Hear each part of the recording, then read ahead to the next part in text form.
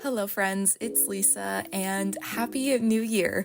And of course, with a new year, that means a new bullet journal. So, welcome to my bullet journal setup for 2024.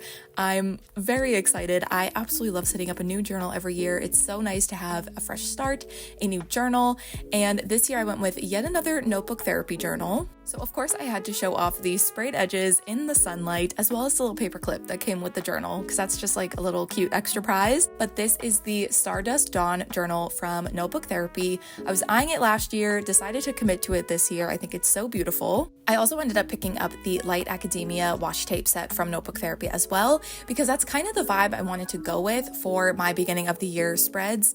I wanted this scrapbook kind of style with the Light Academia vibes. So as you can see, I'm just doing the name page, the first page in the journal. I'm using that scrapbook kind of style and all of the washi tapes and stickers that came with that washi tape set from Notebook Therapy. And I kind of use those throughout all of the spreads. Like I said, that's kind of the vibe I was going for with my beginning of the year spreads. So now we've moved on to the first official page in the journal. This is where I write out 2024, and it's sort of just the main title page for the whole journal. And even though I never really look at this page, I was really struggling to do something that I liked with this page this year. I actually did a lot of my beginning of the year spreads out of order. I put them in order for you all to watch in order, but this was a page that I went back and did after I had set up some of the later spreads, just because I didn't know exactly what I wanted to do. I don't know, sometimes the scrapbook layered sort of look can be hard to figure out exactly what looks right, but we got there in the end. I also decided to use tracing paper for the scrapbooky layered sort of look. I think it just adds something a little bit extra, a little bit more of an interesting look to it. So I wrote 2024 on top of that and just layered some washi tapes and some stickers on top of it. And I'm happy with how this page turned out in the end. I was struggling with it a little bit, but this page is definitely more for the aesthetic than an actual purpose. So I don't really look at it that much throughout the year, but I am happy with how it turned out. Now we're moving on to my next spreads, which are going to be my year at a glance spreads. So this is where this year I decided to switch it up a little bit. I am doing something a little bit different than what I normally have done, which I feel like every year I try to find some ways to switch up what I do, because I now kind of know what I like to include in my journals, especially the beginning of the year spreads, but there's still some ways that I can switch it up. So this year I decided to spread my year at a glance spreads over 2 pages. So I have the first 6 months on one page and then the second half of the year on another. They basically look the exact same. You kind of see me set up the exact same thing 2 times in a row, but I wanted there to be that cohesiveness to both of these spreads because they are serving the same purpose. So I'm just creating the header up at the top that says year at a glance, again using that scrapbook sort of style. And then you all will be so happy to know this year I finally found something to use instead of having to write out all of the little calendars for every single month of the year, writing out all those little numbers, getting a hand cramp. I finally remembered to find something to use instead of having to write out all those little numbers myself. So Notebook Therapy, once again, becoming my favorite thing ever. They send out the occasional email with freebies that you can print out, and they sent out like a year at a glance thing with all of the calendars for all of the months of the year that you could print out and use in your journal. So that is what I did. I just printed out the little calendars that they provided and pasted them into my journal, and it was much easier. I will say, I realized when I was doing the second year at a glance page, I had already pasted them all in. I noticed that they're all on Monday starts. I normally start my calendars on Sundays, so that is going to be a bit of an adjustment. I'm going to have to remember to look at that when I'm referencing these calendars, but honestly, it was worth it so that I didn't have to write out all of those numbers myself. It'll be an adjustment, but it'll be worth it. So after I pasted in the first 6 months of the year up at the top, the little calendars, I'm now working on the bottom half of the spread, and this is why I decided to spread my year at a glance spreads over 2 pages, because I wanted to use the bottom for a little memory keeping sort of area. In the past, I have done complete spreads at the beginning of the year dedicated to memories throughout the year, and a lot of times I have a little section to include a picture from the month, and I almost every year forget to print out the pictures. I never remember to do that part. I'm really good at writing down the highlights of the month and the things I want to remember and look back on, but the picture aspect, not so much. So I figured I didn't need a whole page or multiple pages dedicated to pictures that I will inevitably forget to print out. So underneath of those calendars each month, I will just write down bullet point highlights from the month, and it'll be a nice way to see like the year at a glance, all of the events that happened, but then also the memories all in one place. I also did get the idea to create the memory section at the bottom of the year at a glance spread from a channel called Journal Away. I will have their channel linked below, and I just really like the idea, like having everything in one place. But yeah, now you've seen that I kind of move on to the next year at a glance spread. It is the exact same thing, but something I didn't discuss from the last page is the little bar above the memory section, and that is just going to be where I keep track of my YouTube and Instagram growth. Basically, at the end of each month, I will just write down how many subscribers and how many followers on Instagram I have at that point, and it's just a cool way to see that growth. I've been doing this since I started bullet journaling in 2019, so I'm able to kind of look back on those old journals and see where I was at certain points, and it just makes me like proud of myself, and it makes me see like how far I've come. I definitely feel like this year, and I feel like within the past year or so, I've really just learned to not really care about the numbers. Obviously, the more people we have a part of this community and people that I can connect with is really great, but I'm not so focused on growing, and I'm just doing this for fun. So it's more so just like a fun thing for me to look back on, not so much like I'm agonizing over these numbers and just needing to grow.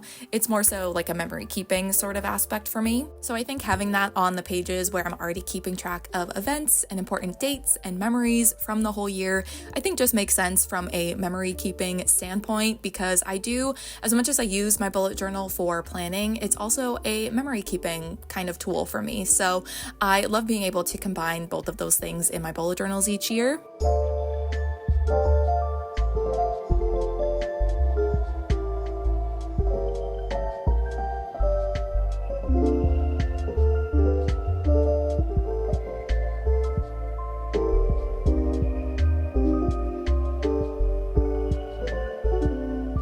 So after finishing both of my year at a glance spreads that look exactly the same, we're moving on to something else that's very useful. The next page is going to be my grid spacing spread. This is one of those spreads that I struggle to explain every year, and I also feel like it just looks overwhelming, but I promise it makes sense. Basically, it's just a little cheat sheet for me later on in my journal when I'm setting up spreads if I want to divide the page in half, or into thirds, or into fourths. If I'm setting up a weekly spread where I want 3 different boxes, like it's just basically a cheat sheet so that I don't have to count out every single box every single time I set something up. It's just a quick way to reference how to split these pages up in half, thirds, fourths, whatever it may be. I think maybe next year I might create one of those bookmarks that people use for their grid spacing so that it can kind of move around and you can use it on the actual page that you're setting up instead of having to flip back to this page and reference it every time. But I didn't do that this year. I just created another grid spacing page, but it's just really easy. It makes someone who is really bad at math, it makes math a little bit easier for me.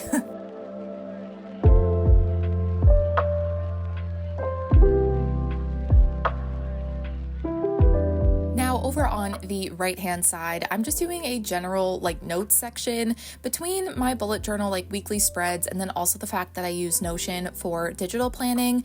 I don't really feel like I need like a notes or a brain dump section every single month. I used to do them in some of my monthly setups. I'd have one every single month, but I found just having a little note section at the beginning of my journal worked well for me last year. I was able to make it last throughout the whole year, so I thought I would do it again this year. It's also just a nice like actually useful way to fill up the beginning of the year spreads. I'm not a big like quote page person. I will do them occasionally if I end up with an extra page in my journal, like in my monthly setups, but I'd rather have something like functional and useful than a quote page. So I'm happy to have a little note section at the beginning of the journal this year. And now we've made it to what is one of the more like time consuming spreads at the beginning of the year, but one of my favorite things to have in my journal, one of my favorite spreads to fill out throughout the year, and that is my bookshelf spread. So this is where I just keep track of all of the books that I read throughout the whole year, and I just love filling this out throughout the year. I obviously am a big reader. That's kind of like what I mostly talk about on this channel. If you're just stumbling upon this video because it's a journaling video, Hey, I do occasionally post journaling videos, but mostly we talk about books here, and I love reading, I love books, so it's just a fun spread. It's just like one of my favorite things to fill out throughout the whole year. So I'm just creating one big bookshelf that goes across both pages. There are 5 shelves, and I decided to draw 100 books. There have been many years where I've drawn over 100 books, just in case, but I have only ever made it to 100 books read in a year, 1 year, and I feel as though it's not going to happen again this year. And if it does, I'll figure it out. I'll either create another little bookshelf page later on in the journal, or I'll create like a fold out or something on this page, but I genuinely do not think I'm going to get to 100 books this year. I don't want to.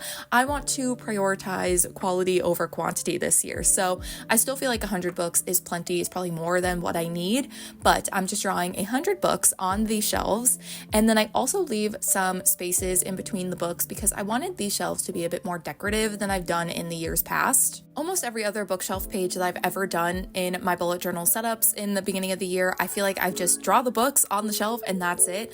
But I wanted there to be some fun little things on the shelves. I wanted to lean into the light academia kind of vibe and theme of the beginning of the spread. So I do draw some things, but I also use some of the stickers that came with that washi tape set to add to the shelves and just put like a little globe, a little plant, some glasses, a cup of coffee. I even have a little like Greek statue kind of thing. It just kind of adds a little bit more to the page than just a bunch of rectangles on a bookshelf. It makes it a little bit more interesting, a little bit more fun and decorative. So yes, definitely a more time-consuming spread just drawing all of those rectangles, but then also doing the drawings on the shelves. But I'm really happy I decided to go with a more decorative bookshelf this year, and I'm just really excited to see this fill up. I, again, obviously love reading, so it's gonna be fun to see what I read this year and see this bookshelf fill up. And of course I go in and like color the shelf as well, give it a little bit of color.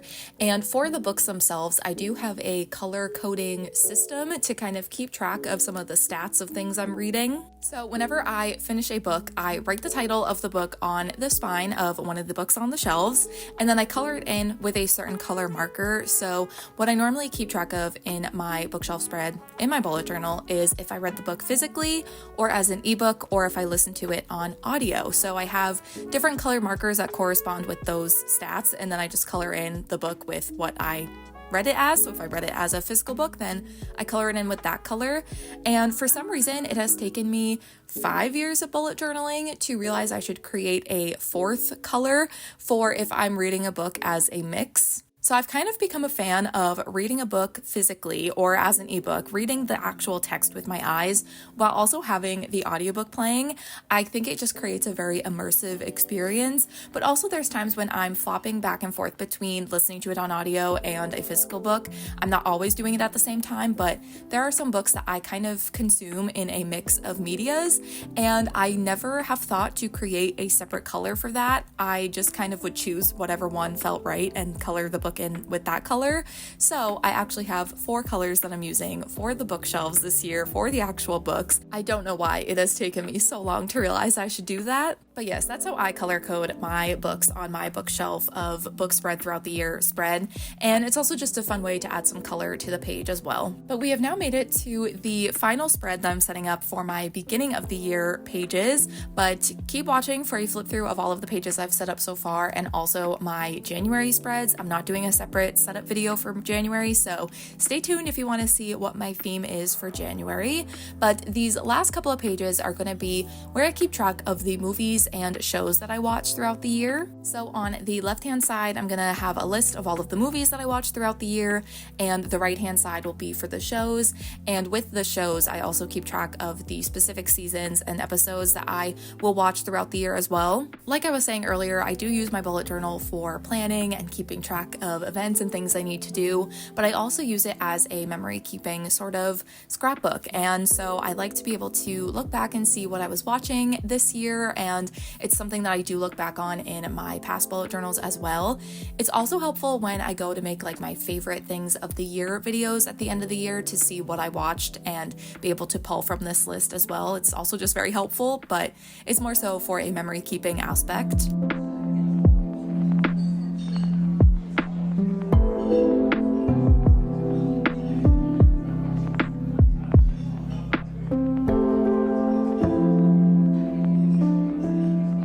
those are all of my beginning of the year spreads in my 2024 bullet journal. This was a very different kind of setting up experience for me because I normally really have everything planned out and I think really hard about what I want it to look like. I put a lot of pressure at the beginning of the year spreads, but this year, because I was doing this scrapbooky sort of style, I kind of was just winging it and seeing what looked good and kind of just figured it out as I went. But I am happy with how it turned out, and I did go with a more neutral with a pop of pink sort of color palette, which I just love a good neutral and I love pink, so I think it's something that I'm going to also enjoy looking at throughout the whole year, which is important. But even though I went into this year's setup with not much of a plan, I am happy with how all of these pages turned out, and it makes me really motivated and excited to fill them out, and I'm just so excited for a new year and to see how all of these pages fill up throughout the year. But now, like I said, we're going to be getting into my January spreads. I still wanted to share what I did for a theme in January with you all,